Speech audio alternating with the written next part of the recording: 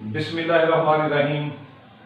अस्सलाम वालेकुम dear students, मैं हूं Amir Hussain Ghazi, advocate high court और Al Ghazi law academy Shahdara Lahore. Dear students, जो 11 जनवरी 2023 को पंजाब यूनिवर्सिटी ने अपना जो LLB है 5 ईयर प्रोग्राम, उसमें बहुत ज़्यादा सिलेबस में चेंजिंग की गई। बहुत सारे जो सब्जेक्ट्स थे वो चेंज किए गए, स्किप किए गए। किसी में जो सिलेबस है वो शॉर्ट कर दिया गया और किसी में सिलेबस जो है वो ऐड कर दिया गया। तो हमने ये सारी चीज़ों को देखते हुए और मुल्क के अंदर जो बच्चों की फेल होने की वजूहात हैं और नंबर कम आने की वजूहात हैं, क्योंकि हमारे स्टूडेंट्स ने आगे चल के अपना जुडिशल एग्ज़ाम अटैम्प्ट करने हैं, यानी जब वो 5 साल अपना डिग्री हासिल कर लेगा तो आगे चल के उसने अपना कोई जुडिशल एग्ज़ाम देना है, जुडिशरी की तैयारी करनी है, या उसने कोई लॉ ऑफिसर बनना है, या उसने CSS करना है, या उसने PMS करना है, या किसी भी 1 पेपर MCQs में जाना है, कोई भी किसी भी तरह का कंपटीशन हो। तो मैंने ये महसूस किया कि अगर उस बच्चे के नंबर कम हैं, उसकी परसेंटेज कम है, तो फिर ये उसके लिए बड़ी अलार्मिंग चीज़ है। फर्ज कर लेते हैं कि आप CSS के एग्जाम में अपीयर होते हैं, आपने लॉ भी 5 साल कंप्लीट कर लिया और उसके बाद आपने CSS की जो है वो अटेम्प्ट ली है। अब आपको पता है कि CSS की अटेम्प्ट जब आप करेंगे तो वहां पे जो रेशो है वो बड़ी काउंट करती है। कुछ कैंडिडेट के अगर मार्क्स जो हैं या उनकी परसेंटेज इक्वल भी हो जाती है तो आपका एकेडमिक जो कैरियर है उसको बड़ा कंसिडर किया जाता है। आपका अच्छा एकेडमिक कैरियर होगा तो आप जो है वो को कंसिडर किया जाएगा।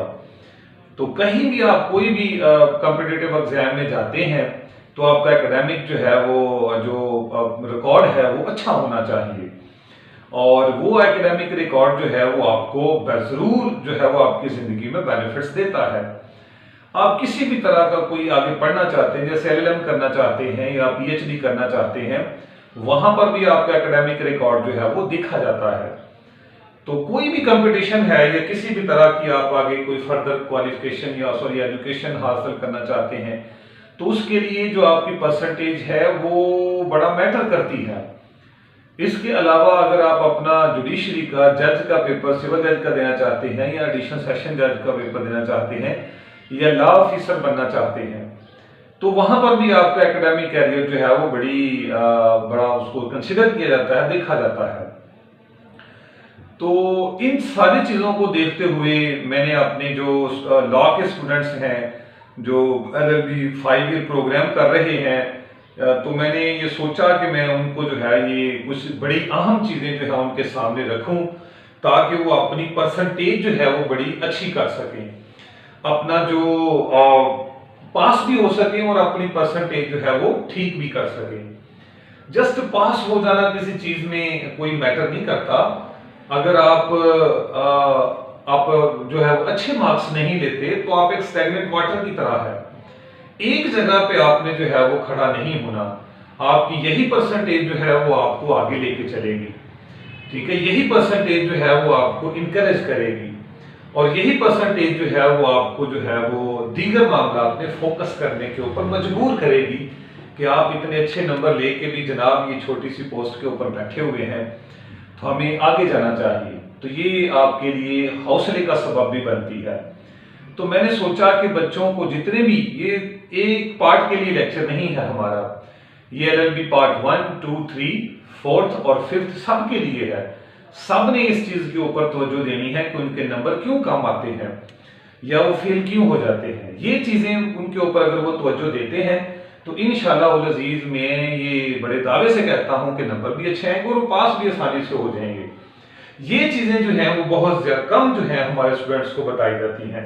स्टूडेंट्स क्या नोट्स दे दें, रट्टा लगा दें, किताबें दे दें, रट्टा लगा दें, और काम की बात कोई नहीं वो लिख के आता, ठीक है जी। लेकिन फिर भी जो है वो आज हमारे बताए हुए तरीकों, रूल्स के ऊपर वो फॉलो नहीं करता, तो फिर ये उसके लिए सोचने की बात होगी। तो 1 बाय 1 मैं उसको एक्सप्लेन करता हूं। सबसे पहले कोई भी आपका सब्जेक्ट है, एलएलबी पार्ट 1, 2, 3 और 4th और 5th में कोई भी सब्जेक्ट है, जैसे पॉलिटिकल साइंस है, सोशियोलॉजी है, सीआरपीसी है, पीपीसी है, क्यूएसओ है और इंग्लिश है, जो कुछ भी है आपका, हमेशा डियर स्टूडेंट्स, हमेशा इस चीज को देखा करें कि आपका जो सवाल है वो कितने हिस्सों के अंदर तकसीम है। और बाज किताबों के अंदर तो वो उसके नंबर भी लिख देते हैं कि ये हिस्सा इसके इतने नंबर, ये हिस्सा इसके इतने नंबर, ये हिस्सा इसके इतने नंबर। जैसे सोशियोलॉजी जो है वो पेपर वो हमने देखा है कि उसकी जो है वो नंबरिंग कर दी जाती है, ठीक है जी। तो मिसाल हम एक देते हैं कि what is law and what is the difference between criminal and civil law. ये एक हमारे पास पोर्शन मौजूद है। अब देखिए ये दो हिस्सों के ऊपर सवाल है कि what is law and what is the difference between criminal and civil law. एक तो ये भी हो सकता है, दूसरा उसको इस तरह भी पूछ सकता है, define the term law and what is the difference between criminal and civil law. ये दूसरा तरीका है पूछने का। तीसरा तरीका पूछने का क्या है, write a detail note, write a detail note on different kinds of law, या write a detail note on civil and criminal law. तो ये तीन तरह के मैंने वहां से कॉन्सेप्ट लिए हैं। एक लफ्ज व्हाट इज बहुत यूज होता है, एक वर्ड जो है डिफाइन बहुत यूज होता है, और एक राइट अ डिटेल नोट या राइट अ शॉर्ट नोट। ये बार बार जो है आप में से इसको पूछा जाता है, या कहीं कह देते हैं elaborate the term law and what is the difference between criminal and civil law. तो बड़ी अहम मालूमात सामने रखने लगा हूं। अगर आ जाए, अगर सवाल इस तरह पूछा जाए, what is law and what are the difference between criminal and civil law, तो नंबरिंग देखनी है। व्हाट इज लॉ जो है ना, अगर ये टर्म 5 नंबर इसके दिए हुए हैं उसने, या इसके 10 नंबर दिए हुए हैं, दो तरीकों से हमने इसको देखना है। या अगर कोई भी नंबर नहीं इसका दिया हुआ, अगर तो उसने व्हाट इज लॉ के 5 नंबर दिए हैं या 5 नंबर रखे हैं, या कोई भी नंबर नहीं लिखा, तो हमेशा याद रखें 5 नंबर का अगर वो दे रहा है या कोई भी नहीं दे रहा नंबर, ओपन छोड़ा हुआ है, तो आप लॉ की डेफिनेशन लिखेंगे, ठीक है जी। कोई सी भी मिनिमम 2 लिखनी है और ज्यादा से ज्यादा 3, और उसके बाद उसका मीनिंग लिख देना है। ये व्हाट इज लॉ, ये लॉ जो 5 नंबर हैं उसको कवर कर जाएगा, ठीक है जी। और इसके बाद चलें, अगर वो कहता है कि व्हाट इज लॉ और 10 नंबर रखे हुए हैं, तो यहां पे हमें एक स्टेप आगे चलना पड़ेगा। यहां पे हम लॉ को डिफाइन भी करेंगे, कोई मिनिमम 2 और ज्यादा से ज्यादा 3, और इसके साथ साथ उसका मीनिंग भी लिखेंगे, और नंबर 3 पे हम असेंशियल भी इसके लिखेंगे, या कैरेक्टरिस्टिक्स होती हैं या फीचर्स होते हैं। तो ये 3 चीजें आगे आ जाएंगी जब हम 10 नंबर के ऊपर जाएंगे, ठीक है जी। तो इस डिफरेंस को जरूर देखा करें कि नंबरिंग कितनी दी हुई है। या बात आ जाता है कि define sociology and what is the scope and nature of the sociology. तो यहां पे डिफाइन सोशियोलॉजी के वो 10 नंबर रख रहा है और 10 नंबर उसके नेचर और स्कोप के रख रहा है, तो फिर याद रखिएगा कि अगर उसने ये कह दिया है डिफाइन सोशियोलॉजी और उसके 10 नंबर रखे हैं, तो फिर आपने 3 मिनिमम 2 ज्यादा से ज्यादा 3 डेफिनेशन लिखनी है। ये आपकी स्पीड के ऊपर डिपेंड करेगा कि आपके पास वक्त कितना है। और उसके बाद आपने मीनिंग लिखेंगे सोशियोलॉजी का, और उसके बाद आप असेंशियल इंग्रेडिएंट्स, कैरेक्टरिस्टिक्स या उसके फीचर्स लिखेंगे। तो तब जाके जो है वो आपके 10 नंबर जो है वो लेवल पे होंगे, ठीक हो गया जी। और बाकी जो आगे पार्ट जाएंगे, जिसका नेचर और स्कोप है, 5 नंबर का नेचर आ जाएगा, 5 नंबर का स्कोप आ जाएगा।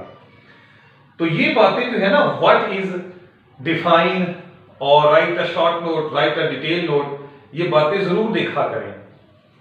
अगर फर्ज करें वो कह देता है write a detail note on the role ROLE, role of law in the society, और ये टोटल 20 नंबर रखे हुए हैं।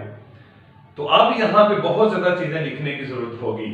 यहां पे आप डेफिनेशन भी इंट्रोडक्शन भी लिखेंगे, डेफिनेशन भी लिखेंगे, मीनिंग भी लिखेंगे, असेंशियल भी लिखेंगे, रोल भी लिखेंगे। बाकी चीजें कम कम, रोल जो है ना वो ज्यादा उसके ऊपर हम फोकस देंगे, क्योंकि हमें पूछा ही वही गया है। फिर उसके बाद कंक्लूजन। इस तरह आपके 20 नंबर जो है वो कवर होंगे। ये बात समझ आ गई मेरी कि नंबरिंग को देखना है, 5 हैं, 10 हैं, 20 हैं, कितने हैं, उस हिसाब से आगे चलना है। मैंने बड़ा डिटेल बता दिया कि 5 नंबर होंगे तो क्या लिखना है, 10 होंगे तो क्या लिखना है, डिटेल नोट होगा तो क्या लिखना है। इसको कभी नजरअंदाज ना कीजिएगा। आप ये नजरअंदाज करते हैं तो आपके नंबर कम आते हैं। जो चीज लिखनी होती है वो आप लिखते नहीं है, और जिसकी जरूरत नहीं होती वो आप लिख जाते हैं। ठीक है जी, आगे चलें। एक तो ये था कि हमने ये देखना है एक सवाल के पार्ट्स कितने बनाए हैं, नंबरिंग कितनी है, ये हमने खसूसी तौर पे देखना है। फिर हमें जो है जितने भी नोट्स मिलते हैं या जितनी भी किताबें हमें बाजारी मिलती हैं या मैंने देखी हैं, हमारे नोट्स के अलावा हमने इसके ऊपर फोकस जो है वो किया हुआ है, और बुक की शक्ल में हम आपको देने वाले हैं। हम कभी भी कोई भी जब डेफिनेशन लिखते हैं तो हम उसके अंदर रेफरेंस कोट करते हैं कि ये डेफिनेशन फलां जूरिस्ट की लिखी हुई है, ये डेफिनेशन हमने फलां डिक्शनरी से ली है। अगर आप डेफिनेशन का रेफरेंस नहीं देंगे तो वो ऐसे ही समझेगा जैसे इसने अपने पास से बनाई है। तो डेफिनेशन का रेफरेंस देना इंतहाई जरूरी है, इससे नंबर आपके बढ़ेंगे। इसके बाद मीनिंग पे आते हैं। तो मीनिंग भी बड़ी एक अहम चीज होती है, उसको भी आप देखा करें कि ये रेफरेंस आप कहां से लिख रहे हैं। हमने ये रेफरेंस जो अवेलेबल होते हैं हम वहां पे ऐड कर देते हैं। ओके जी। इसके बाद रेफरेंस के बाद आप हमेशा अपने टॉपिक से रिलेटेड बेहतरीन कोट्स, फरमुदात जिसे कहते हैं, सेइंग्स जिसे कहते हैं, अकवाले ज़नी जिसे कहते हैं आसान समय में, वो चीजें वहां पे कोट किया करें। फेमस जो कोट्स होती हैं बड़े बड़े जूरिस्ट की, फेमस सेइंग्स होती हैं, उनके अच्छे अच्छे फरमुदात होते हैं, वो जो है अपने जो सवाल है उससे रेलेवेंट जरूर लिखा करें। ठीक है जी। को 2-4 तो हमें हर सवाल के अंदर ऐड करनी चाहिए, ज्यादा से ज्यादा करनी है तो 4, और 3-4 जो है जरूर ऐड किया करें। फिर देखिएगा आपके नंबर का लेवल क्या होता है। हम देखेंगे कि आप 70 प्लस मार्क्स लेंगे। तो कोट आ गई। एक हमने कहा कि वो आप उसके जो है नंबरिंग देखा करें, फिर हमने समझाया कि रेफरेंस और कोट्स दिया करें इसके अंदर। फिर उसके बाद जो मेन हेडिंग्स आप लिखते हैं ना जी मार्कर से, उसको बड़े खूबसूरत और आहिस्ता लिखा करें, उसके अंदर जल्दी जल्दी ना कर दिया करें। मसलन आप लिख रहे हैं डेफिनेशन, तो वो मार्कर से लिख रहे हैं और आप जल्दी जल्दी लिख देते हैं। वो जो आप लिख के आगे है ना जी, वो मार्कर से लिखा हुआ तो वो तो आपका चेहरा है। वो मार्कर से लिखा हुआ जो है वो आपका चेहरा होता है, वो आपके पेपर का हुस्न और खूबसूरती होती है। उसके साथ ज्यादती ना किया करें। अच्छे तरीके से उसका मेकअप और अच्छे तरीके से लिखा करें। उसके अंदर स्पेलिंग मिस्टेक नहीं होनी चाहिए, उसके अंदर ओवर कटिंग, ओवर राइटिंग नहीं होनी चाहिए, कटिंग नहीं होनी चाहिए, खूबसूरत होना चाहिए। मैं ये लिखाई की बात नहीं कर रहा, हैंड राइटिंग में मैटर नहीं कर रहा। हैंड राइटिंग जैसे भी है ओके, स्पेलिंग ठीक होनी चाहिए, खूबसूरत लिखा होना चाहिए। तो ये फोकस करें इसके ऊपर। तीसरी बात मैंने चौथी बता दी है। एक तो मैंने कहा कि नंबरिंग समझें, उसको देखें, फिर मैंने कहा रेफरेंस दें, फिर मैंने कहा कोट्स दिया करें, फिर मैंने कहा कि स्पेलिंग मिस्टेक से बचा करें और हेडिंग अच्छे तरीके से लिखा करें। अब पेपर की जो बॉर्डर होती है ना जी, साइड्स होती हैं, बेहतर यही है कि उनको मार्कर से लाइनिंग लगाया करें, खूबसूरत तरीके से लाइनिंग लगाया करें, ताकि देखने वाला देखे क्या बात है। जो किसको खूबसूरती पसंद नहीं है, वो किसी भी सूरत में सबको पसंद है। तो पेपर खूबसूरत होगा, बेशक आपने बहुत ज्यादा मटेरियल लिखा है और एक लाइन जनाब मशरक को है, एक जनाब मगरिब को है, एक शुमार को, एक जनूब को है, तो उसको खूबसूरत भी करना है, खूबसूरती में भी ढालना है, जरूरी है। प्रेजेंटेशन बड़ी जरूरी है। जिसके ऊपर तवज्जो नहीं आप देते। अपनी हैंडराइटिंग को तेज करें। मेरे साथ चलना है, ये मेरे असूलों के, रूल्स के, प्रिंसिपल्स के ऊपर चलना है। अपनी हैंडराइटिंग को तेज करें, स्टडी करें, पढ़ें, फिर देखते हैं कि क्यों नहीं नंबर आपके काम आते, क्यों काम आते हैं, ज्यादा क्यों नहीं आते, फेल क्यों हो जाते।